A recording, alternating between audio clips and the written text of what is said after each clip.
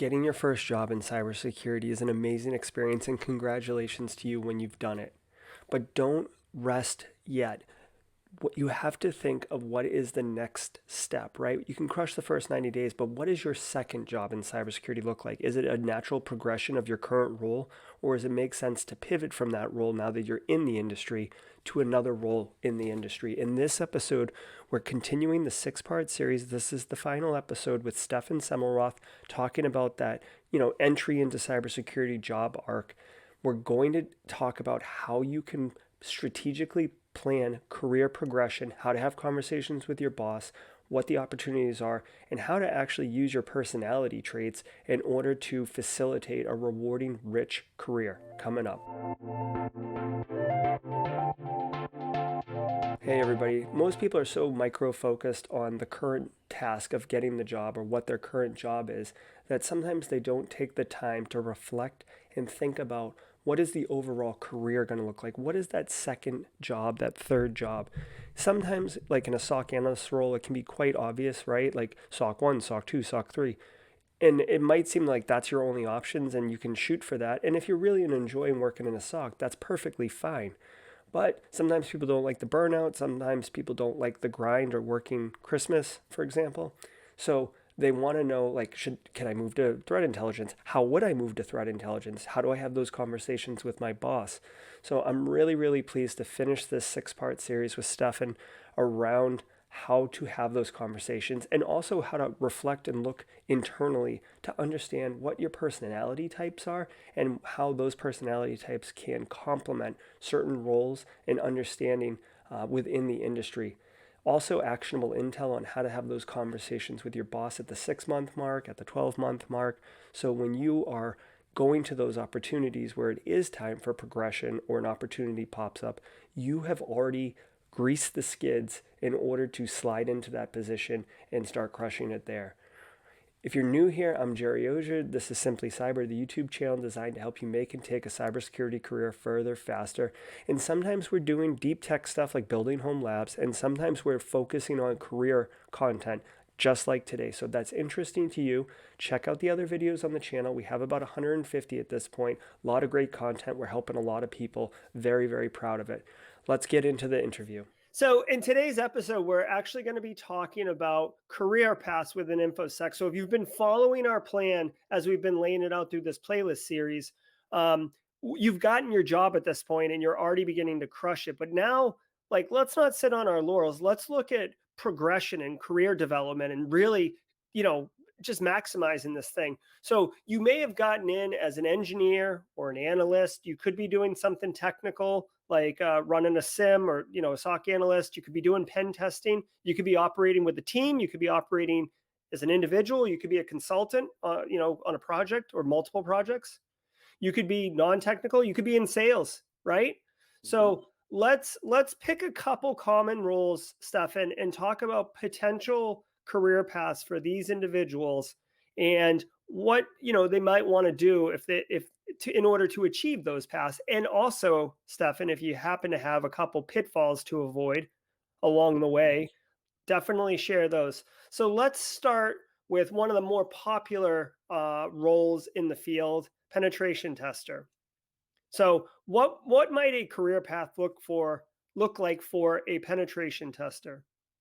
Great question. So, um, I think I should provide some context first Mm-hmm. of where it fits. So, let's see, last year I coached about 180 people. It was 163, I think, like direct one-on-one, and then a few others outside of that it got up to 180.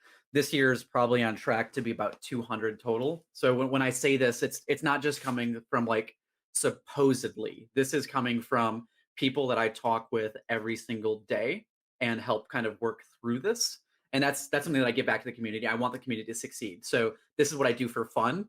Like the people I coach don't pay me, but I want to bring those discussions to the forefront here.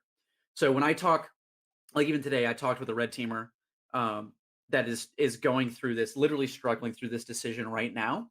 And one of the things that I do uh, is that second position in cybersecurity is the one that people really struggle with.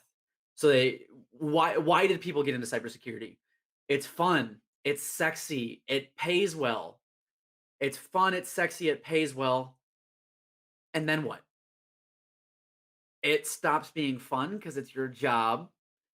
It once you kind of, opened the curtain and you saw the wizard that's playing the organ, the illusion's gone. It's got to work again. And then it pays well. What so if I switch into something else, aren't I going to get paid more? Okay, well then what do I go get? How do I switch? Do I switch from threat analytics to security engineering, or security engineering to threat analytics, or sim engineer? Or do I just I can't tell you how many times people ask me this is should I just get out of cybersecurity? Well, I don't want you to unless it's the best thing for you. So let's just put that straight. So one of the things that I require people to do before they talk to me is go out and do a personality test, a free one somewhere or paid. I don't care. But I have to have something to work with because I can't go figure out relevant guidance for you unless we know what we're working with. And I say what we're working with, it's really much a lot closer to who you are as a person. And if you don't know who you are as a person, then we have to figure that out so I can give you good guidance and mentorship on what are some of the routes that you could go.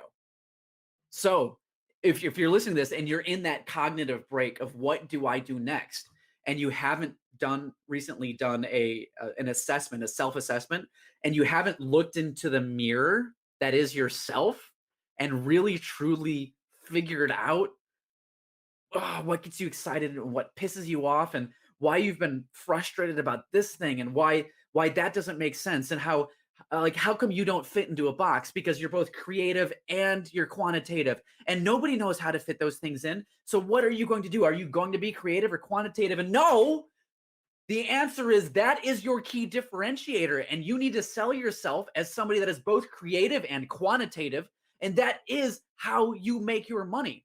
So the answer is usually not doing what you're doing. It's probably doing something different. That's probably what it is. So what are some of those things? You're getting me excited, Doc. No, I love it. I love your passion, and I think you're 100% right. And I just want to point it out that you're talking about finding your passion, right? I mean, essentially, if you find something that aligns with the way you think, the way you work, it essentially will work for you. It'll feel good because you won't be fighting yourself. And to me, that's kind of translates into passion. You get excited about it, you get interested, and I love that you're pointing out. Regardless, I know we started with pen tester, but regardless of whatever role you're in, that next role you need to find your passion. Yeah. Yeah. So let's I know the vast majority of people that are listening to this are introverts. It's probably about 95%. It's probably about 95% of people that are listening to this are introverts. And I can say that because I've got the numbers to show of all the people, hundreds of people that I have coached and mentored, 95% are introverts because 95% usually end up in cybersecurity in some way. But that's also false because we're looking like that's a biased opinion. Those are people that are reaching out and looking for help. So, the thing I want to address real quick is because most of you are engineers, you probably don't believe in psychology. You probably don't believe that going out and doing an assessment like a Myers Briggs is worth it because that's not real science. Yeah, so did I. I believe that. I believed it for a long time. And when I got those results, I discounted them. And then I tried to figure out why, after a couple of years in engineering, after a bachelor's in electrical engineering, a master's in engineering, and doing tons of engineering work, I wasn't happy. Then I went and did a Myers Briggs for real. And it came back and it was, I mentioned like staring at yourself in the mirror and seeing your own faults and the things that you're best at, and your strengths and your weaknesses. It was so intimately clear that I literally had to put the results down and take a walk because it was like somebody had been in the room and watched me. And They knew more about me than I knew about myself, and that made me very uncomfortable, and I did not like it. And then I came back in from that walk and I picked it up again and I looked at it and I didn't finish it. I couldn't finish it. I had to put it down for a second time and go out for another walk. Took my dog out in the woods and I had to meditate on it. And then I came back in and I finished it. And I thought, this must be a fluke because it's not real science. I'm going to put this down. I'm going to come back. I'm going to come back to it. I've learned some stuff. And then I came back a few months later, switched jobs, did a couple other things, life events, etc. And I took it again. Same answer. Wow, that explains why I'm not happy doing what I'm doing.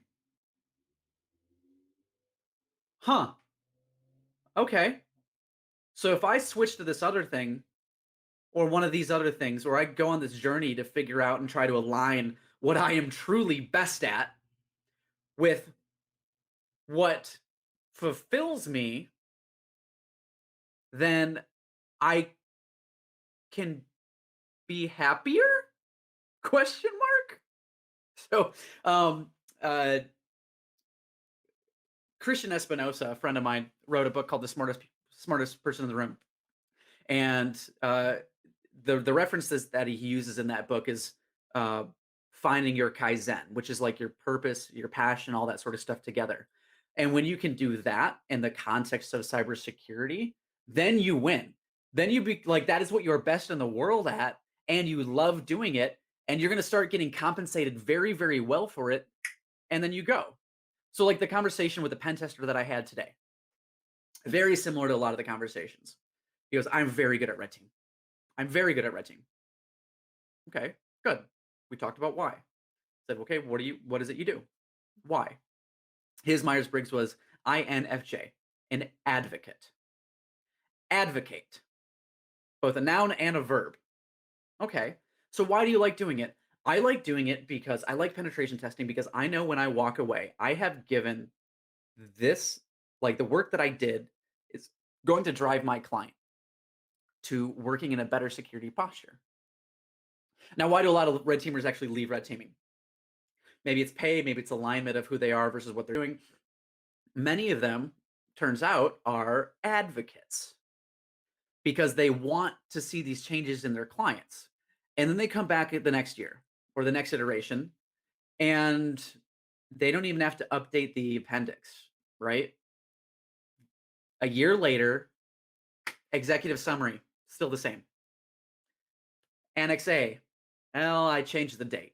Annex B, those vulnerabilities are still there. And then, we talk about alert fatigue all the time.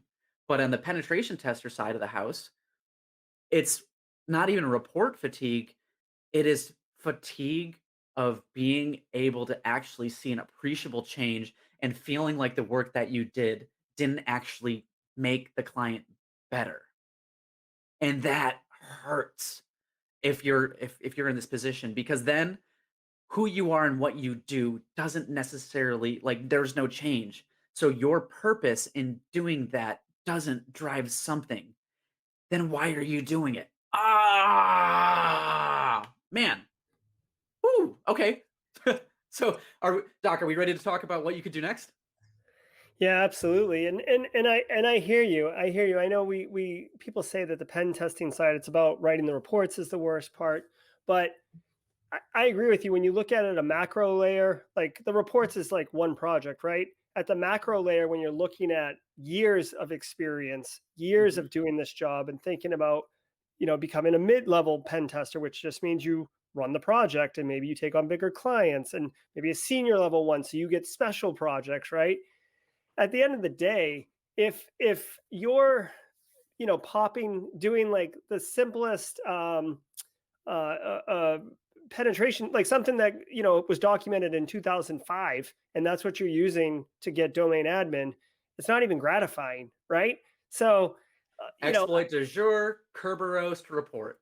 yeah, exactly, exactly. So I can totally see that and appreciate that, and I feel like it's something that a lot of people don't talk about. A lot of people don't really understand because you're looking always at the either like you said, you're looking at just the wizard, and you don't understand. But once you get behind the screen, the mystery is revealed, and then you just rinse and repeat, and that can really drag on Mhm. with you. So whether you're pen tester and you're just tired of not having making a difference, or you're a SOC analyst and it's alert fatigue, I guess what do you suggest to people as they're trying to evaluate of, do I want to stay within this vertical and continue Mhm. becoming senior, or I want to transition within cybersecurity? Can we agree that we're not leaving cybersecurity? Oh, I will. Yeah, I'm in. Okay. I'm in. All right. So what do we do? How do the people in the audience who are faced with these frustrations Mhm. address them? So the first thing I want to say is, if you love what you are doing, keep doing that. Hmm. If you love it, keep doing that. Maybe you switch companies or operate in the different context or whatever. Go for it. I Those people I usually end up not talking to because they don't need to be coached. So we've got confirmation bias, right? Yep. So as we look at it, there's a number of different roles that you can progress to. Specifically, right now we're talking about technical roles and progressing up the chain. And then, we've got transitioning to non-technical roles as well. Or maybe you came into cybersecurity through a non-technical role. We should address that audience too. For I know a number of people that went from sales to becoming sales engineers. It's a really tough role. Like that is a kind of a tough change to do because it's the entire context changes. But it's fine if that's what you want to go and you've got the mindset. Totally awesome. Go for it. Now, and we can circle back to some of the pre-sales stuff, but there's so many other options that you have. So one of them is start your own company. Start your own company. If you truly are doing something that's really great and you're good at it, or even just okay enough at it, go start your own company. Do it, please. I did. 14 months. I went from filing for the company to selling the company. You can too. It is tough. It's tough. It's awesome. It's fun. It's a challenge. You can go. Now, let's look at a couple other things.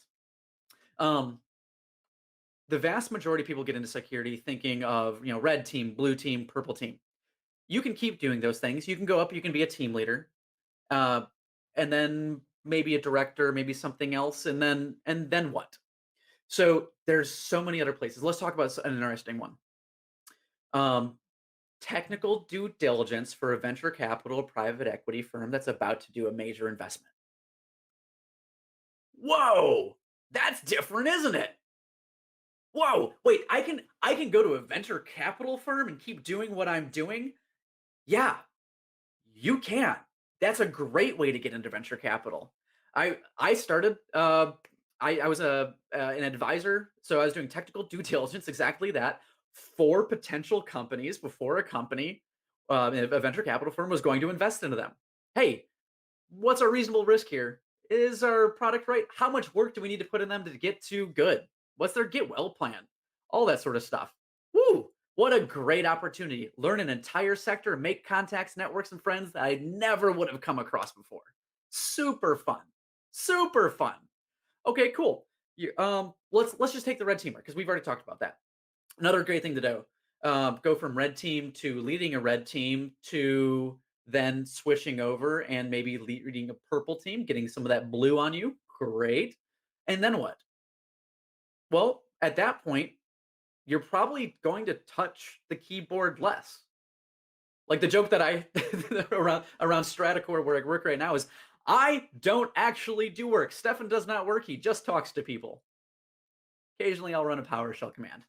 It's it's fine. And we could do a whole another series on just how to stay technical as you switch into a non-technical role, but that's about retaining your relevance, much less actually, doing the work. Still important to sometimes do the work and roll up your sleeves. I know CEOs of seven-figure companies, security companies that still keep incident response boxes in their living room next to the door. So that way, if something happens and they can't get their IR teams ready or they're already booked, they can go do the work. So applaud them. They started their own company and they're still remaining technical. Uh, Other options. So you could go be a non technical product or program manager or project manager, all the different P's, right? Project, program, product. Um, and let's talk about, I kind of talked about the person earlier that might be both creative and quantitative, and you've got this really cool technical skill set, but you want to be a little bit more creative. My my best childhood friend lived 4 houses down from me. The guy that I learned hacking from. He went into electrical engineering. We hadn't talked for a couple of years. Turns out I'd gone into electrical engineering, and then he went into development, and then I went into a couple of different places, and then he went into marketing for a cybersecurity company. Wait, what? Complete right turn. Unexpected. Marketing? What? Yeah, creative, technical program, understands the people that he's marketing to because he was one. Now he's one of the best marketers around. Like, kid, what? For a cybersecurity company? Great. Maybe it's website design for cybersecurity like there's so many things you could do. Now, let's talk about everybody's least favorite word doc. It starts with an S and ends with ales. Oh yeah, yeah. Well, we did talk about it in our episode about getting a job. We did cover ales, and but it is a, dirty word. It's a four-letter word. So Uh-huh. yeah, but yeah. So all right, let's hear it. Is there a transition for folks? There absolutely is. There absolutely is. And this is one of the things that I talk with probably about 40% of my candidates, especially those advocates and champions, because their client success is so important to them that it's like a part of who they are. And Hmm. when they can help their clients succeed, that it like they don't care about money. Like they don't like it's yeah, this work that I'm doing, you should pay me what I'm worth, but Hmm. but I love what I do. So there's a couple different places there. One of them is as a sales engineer, and there's a couple books. If anybody that wants to go to the sales engineer route, there's really not many around cybersecurity, but you don't really have to know them as long as you've got the fundamentals. If you go to a company that needs sales engineers, they probably have a pipeline. They probably do. Um, like I, they exist. So one of them, the trusted sales engineer, or the trusted advisor sales engineer by John Kerr. Hold on, you couldn't see it on Oh, camera. the, There you go. There it is. the Nice. trusted advisor sales engineer by John Kerr, mastering technical sales. And then we've got the sales engineer manager's handbook. Boom, and that's by John Kerr, Chris Daly. I think that's part of a series. And then we've got the 6 Habits of Highly Effective Sales Engineers by Chris White. Hmm. Full truth and transparency. I've cracked them open. I've looked through them. I haven't fully read them yet, but uh, great places to start because they can help frame, is this worth it for me? So figure $15 each, $45, a couple hours of your time is like that's a couple beers, right? Like if you met these guys in person, you met a sales engineer in person, you'd buy him a beer. Hey, what's your job like? Can you tell me about it? Okay, cool. We either confirmed or denied that that's the route I should go. Yeah, and it took you an hour, or a couple hours, right? Yeah. Yeah. 100% with you. And, the money is really good in the sales space. And you can have, it's not like, some of the sales jobs that you may think it is. It's Hmm. usually the people you're talking to want a product that does it. I personally have called several salespeople because I have a problem and I need a solution. Yep.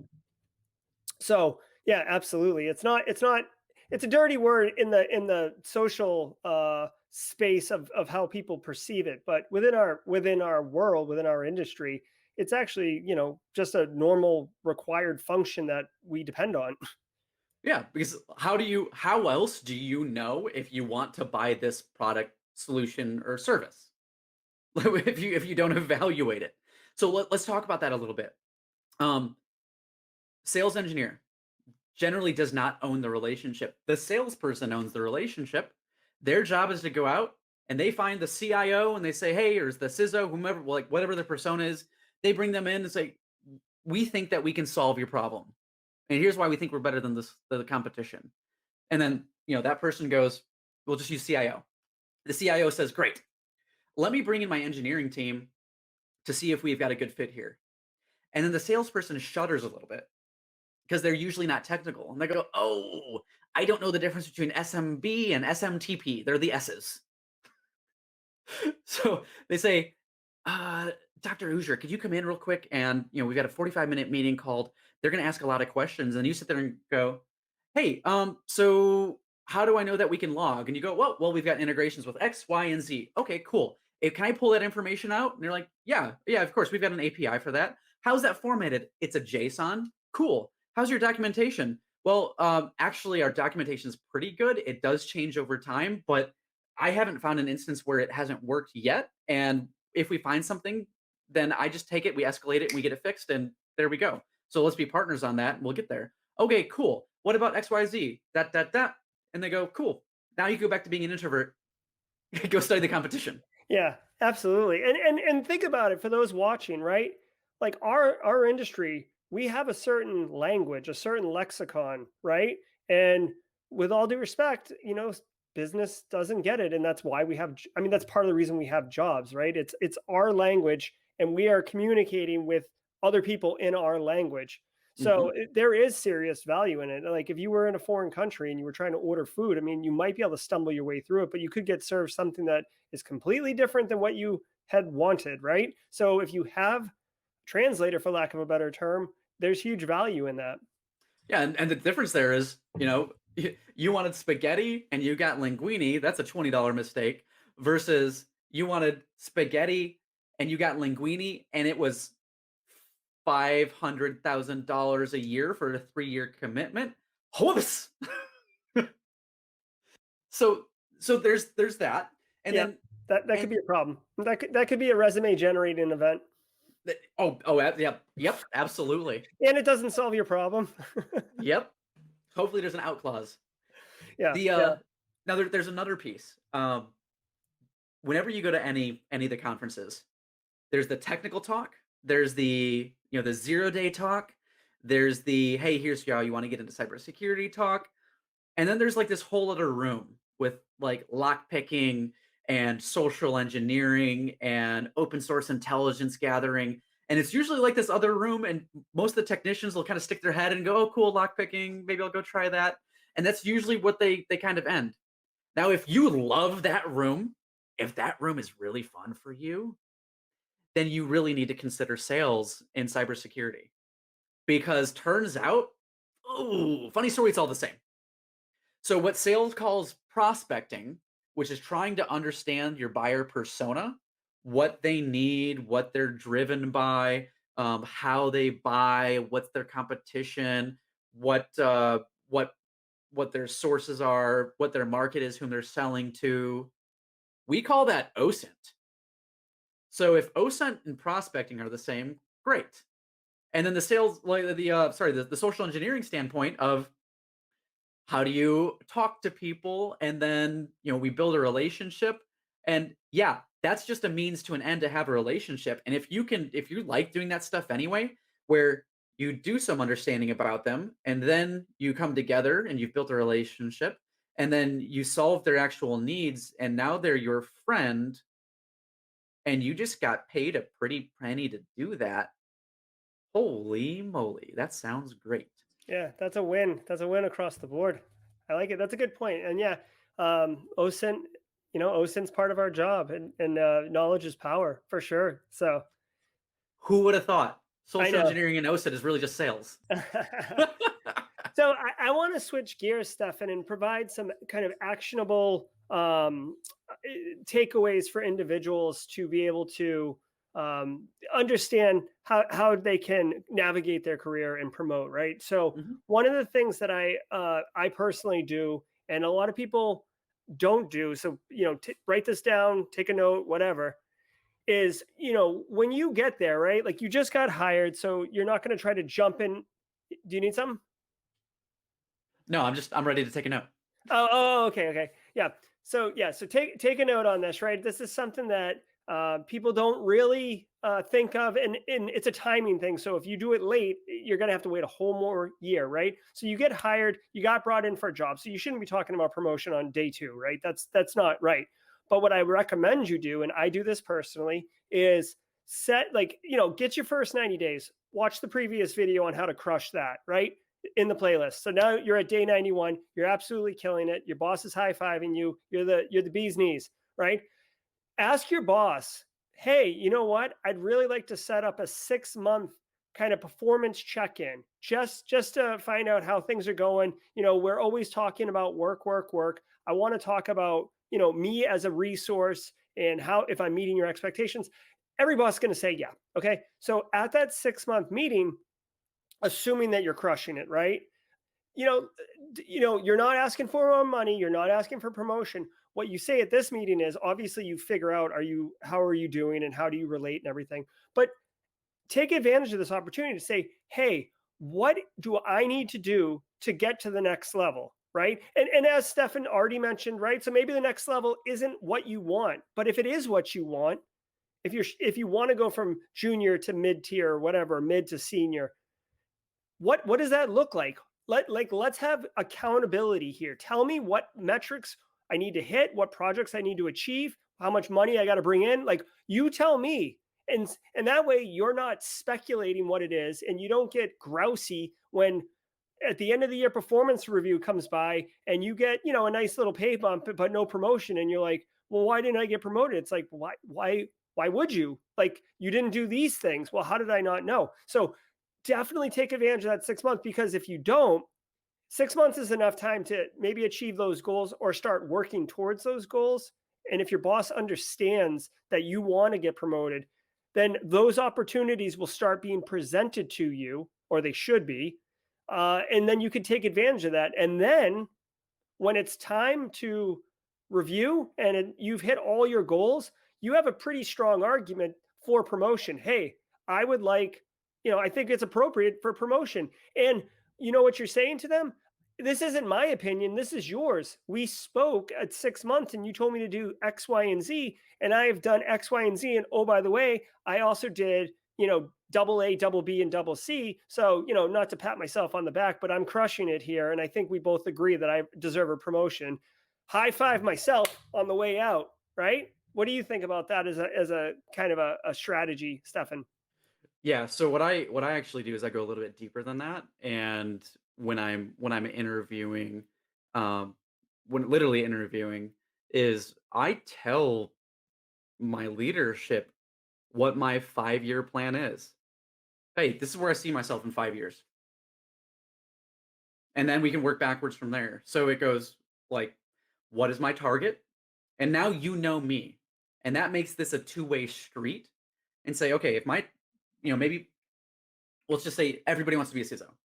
Almost everybody wants to be a CISO. Okay, I want to be a CISO in 5 years. Great. We're going to bring you on as exposition. Okay, exposition. Does that route support going to the CISO in your mind? You say that to your boss. They start thinking about it. And then maybe it comes to a plan. Maybe it comes to a plan. Or maybe it comes to an agreement of, we really want you for this position. I can't support you coming to the CISO. Maybe you're having the discussion with the CISO. Which then is a completely different discussion, because you get to have a, you know what, I do see you as a CISO in 5 years. You could do what I do. Let's get you on a path. Let's get you seasoning, leveling, and distinction that allow you to transition. And then, oh, by the way, when I think you're about ready, then what I'll do is I'll make some intros and use my professional network to get you there. Whoa, that's a way better conversation than, how am I doing in my job? So I agree with you, and this is not for everybody. It's not for every position. I just find it life to be way easier when I'm radically transparent and candid, because then I can just say whatever I'm feeling, Mhm. and we can talk about it. Yeah, absolutely. And that is an excellent strategy, laying that out during the interview process. So, again, I've said this a couple times during our talks over this series, but what you're talking about is more of a macro thing, right? And what I'm saying is micro. So I'd almost encourage people to leverage both of these approaches, because they only complement each other, and you can totally, you know, just have a great, healthy, progressive career that maps to your own interest, right? You're not, Mhm. like, basically you're controlling the path versus just being kind of swept along in the river and going wherever it takes you. Well, and I've talked with very senior people in very cool companies, and they've taken both paths. Both paths are valid paths. And when you figure out the path that's right for you, then do that one and then maybe just bracket in a little bit more, right? Hmm. So you could just take you where the wind goes. And if you're cool with that, great. I like a little bit more of a plan, but that's me. Do I still take like occasionally go where the wind takes me? Yeah, of course. Let's go on an adventure. I'm in. Ooh, yeah, I'm much more structured and planned. Like even you just saying, "Let's go on an adventure," gave me a bit of anxiety. Like if anyone knows me personally, they know that just made my skin crawl. Oh my god. Oh, oh boy. So, yeah. All right. So, I guess what are your parting thoughts, Stefan? I mean, you've been delivering an incredible amount of knowledge and value, not just in this episode, but in really the entire series. Mhm. So as far as and really pulling from all those conversations you've had with hundreds of people in your mentoring sessions, I guess what is your one key takeaway, your one best piece of advice that if someone watching this remembers one thing to do, it would be this. The When you are in a dark place and you just lost at something, go back and do another self-assessment, because when you are in that dark place and you just lost and you don't know what the next step is, going back and remembering who you are is so important to figuring out which direction that you go next. And a friend of mine, Sarah Elkins, has a great podcast that's kind of surrounded a lot of this. It's remember, and she says, remembering who you are and the stories that make you you, and then aligning that and thinking about your rock star moments, the moments that you're like, yes, oh, those are great moments because those are the things that you should probably be doing next. It's those next steps. So if nothing else, know yourself. And then I'll tail on just a little bit to that. And then the next piece is there is constantly has been forever this strong debate between engineers and sales, and they hate each other. And sometimes it's valid. Sure. It's usually let's be real, it's usually caused by the engineers. We'll just get that out in the open. But Mm, here's the flip mm. side of, oh, I know. Dude, I master of engineering, bachelor of engineering. I know you got the PhD, but dude, it's I as I look at it, and I've done that conflict resolution a ton. Okay, Like, all right. Well, then it I'll defer to you if you've got the data to support it, as any good engineer would. Yeah. improper expectations on one side, and then understanding of what the other person are. Like almost always comes back down to communication. But Okay. Okay. what I'll say is this: if you do have that ability to be a technician and an engineer, and then you also have even a nominal ability to communicate, going into the dark side of a pre-sales team can still be a phenomenal path. And it's also a path that opens up many other paths. So we talked about, a number of the different ways to buy security in the crushing your first 90 days video. Every one of those is a valid path, whether it is a direct sales team with a cybersecurity company. Just pick your favorite vendor and go work for them, or a value-added reseller, or where I sit as a broker in the market. I do a ton of basically virtual CISO work, except my clients don't have to pay me. It's a great place to be. It's a great market. Or or the VC market. Like there's so many cool things, and don't be afraid to go dip your toe in that, because what's the worst that happens? You realize you didn't like it and you go back. Boom. It helps you know yourself, which is back to point number one. Yeah. Yeah. Don't be afraid to fail fast.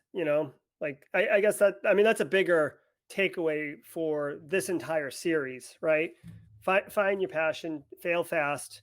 You know, you, I've always said too, you don't ever fail. You either succeed or you learn something, right? So, Mhm. yeah. So as you're progressing, either spider webbing your career, moving laterally, moving vertically, staying mentally healthy, staying satisfied with the work. is paramount. So yeah, absolutely great points, Stefan. And I think we're going to have like a surge in Salesforce too. I hope so, because honestly, as a profession, we need more sales. We need more cyber lawyers. We need more cyber accountants.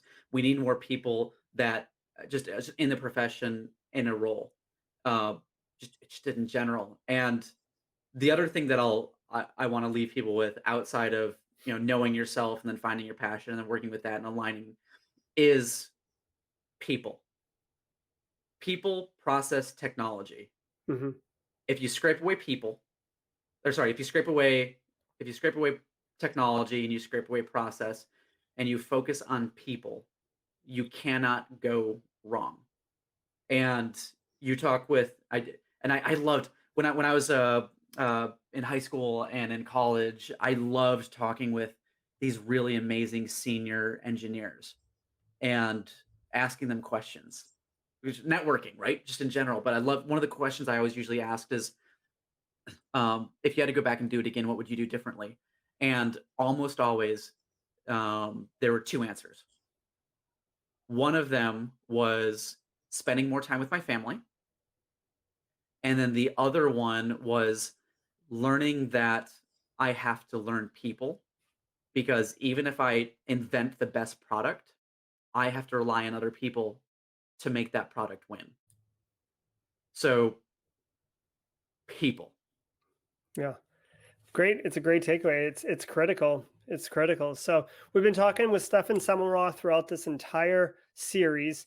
To catch him on LinkedIn, he's very active out there, throwing up posts all the time with him running and sharing really useful information for the cybersecurity community. So Stefan, thank you for being with us and sharing this incredible amount of knowledge. Love to do it, man. I want this profession to succeed so badly. I love investing in the community. And for anybody that's listening to this, when you see things that I do that are wrong or that you don't believe in, or you have comments, please let me know. Because if I am wrong and I'm putting out a message that isn't right, I want to fix it. Yeah, absolutely. Yeah, and that's part of growing, right? Everybody should be receptive to, you know, useful feedback, right? You suck isn't useful. Can't do anything with that. Right. All right. Well, thanks so much, Stefan. I really appreciate it.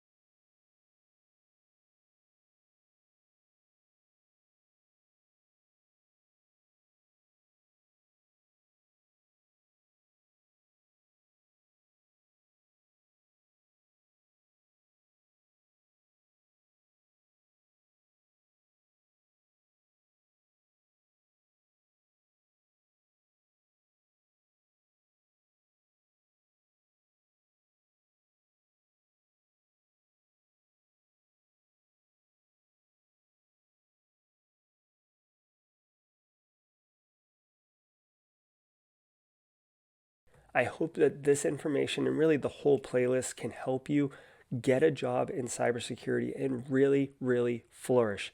Now, if you want to watch the whole playlist, it's linked right here. You can check it out from beginning, maybe bookmark it for when you're ready for it. And if you want some of that more deep technical stuff, you want to build a home lab with a Raspberry Pi, check out this video right here. Thank you so much. We'll see you next time.